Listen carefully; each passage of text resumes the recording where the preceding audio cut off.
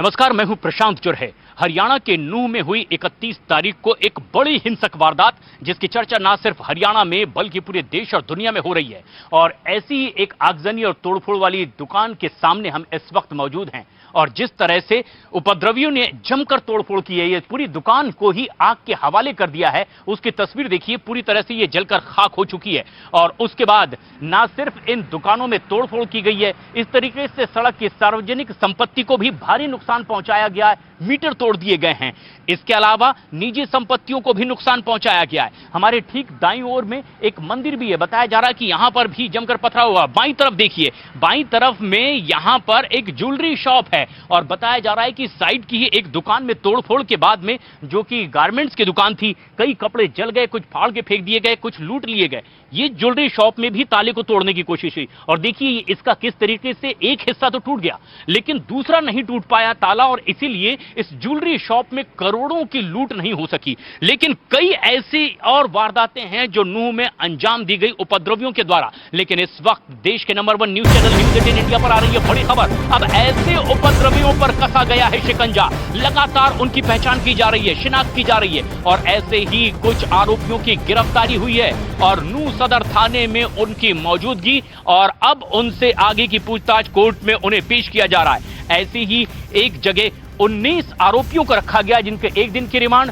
और दूसरी तरफ 25 कैदियों को रखा गया था ऐसे आरोपी, और उनसे भी पूछताछ। कुल मिलाकर ऐसे 44 आरोपी थे जिनकी गिरफ्तारी हुई और जिनको नूंह सदर थाने में रखा गया है। हमने वहां पहुंचकर उनसे भी पूछने की कोशिश की किस तरह के उपद्रव की वारदात को उन्होंने अंजाम दिया। कुछ खुद को पाक साफ बताते नजर आए तो कुछ पर अब पुलिस लगातार पूछताछ कर रही है और बाकी भी और आरोपियों की लगातार पड़ताल में जुटी हुई है। जावेद मंसूरी हमारे सहयोगी इस वक्त हमसे सीधे जुड़ रहे हैं। जावेद, अब कुछ की गिरफ्तारी हो चुकी है, कुछ को कोर्ट में पेश किया जाना है, क्या और जानकारी मिल पा रही है पुलिस प्रशासन की ओर से बाकी आरोपियों के बारे में?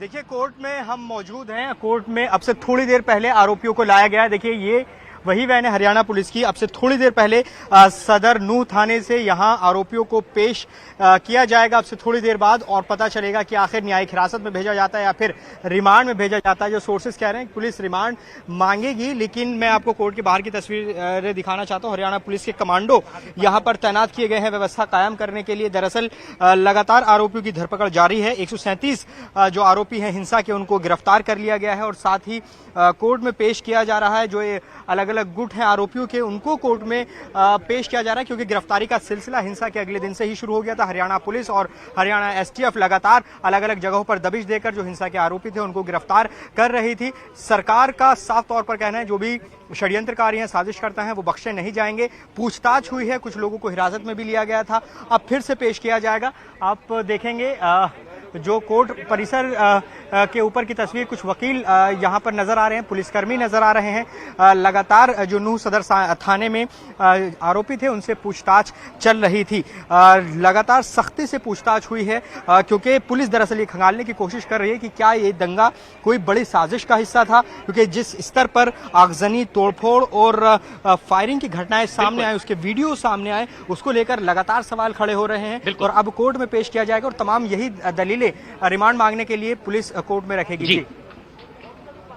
लेकिन जावेद, अब और भी ऐसे कई आरोपी हैं, क्योंकि बताया यह जा रहा है कि इतनी बड़ी वारदात को नूंह में अंजाम दिया गया, जिसमें सिर्फ 1-2 दुकानें या संपत्ति नहीं, बल्कि ऐसी कई दुकानें हैं जिसमें तोड़फोड़ की गई, लूट की गई है, कई बसों को, कई गाड़ियों को आग के हवाले किया गया। ऐसी एक दुकान में हमारी यहां पर मौजूदगी है और यह दुकान पूरी तरह से जलकर राख हो चुकी है। मेरे वीडियो जर्नलिस्ट राजेश सहयोगी मेरे दिखा रहे हैं कि किस तरीके से यह राख में तब्दील हो चुकी है पूरी की पूरी दुकान। और इस दुकान में यहां पर यह गारमेंट्स की दुकान थी, बच्चों के छोटे छोटे कपड़े और ये ड्रेस पूरी तरीके से अब ये चिंदी में राख में तब्दील नजर आ रहे हैं। ऐसे ही कई और सामान थे, बताया जा रहा है, जिन्हें यहां से लूट लिया गया और आज सिर्फ यहां राख ही राख बची है। आसपास की भी कई दुकानें थी जिसमें भी जमकर लूटपाट की कोशिश की गई है, तोड़फोड़ की गई है। लेकिन खास बात यह है कि इसके बाद में इस पूरे इलाके में धारा 144 लगा दी गई और सिर्फ नूंह में, हरियाणा में ही नहीं, यहां आसपास के कुछ जिलों में एहतियात नहीं बरती जा रही, बल्कि इसी नूंह से लगे हुए राजस्थान के कुछ इलाकों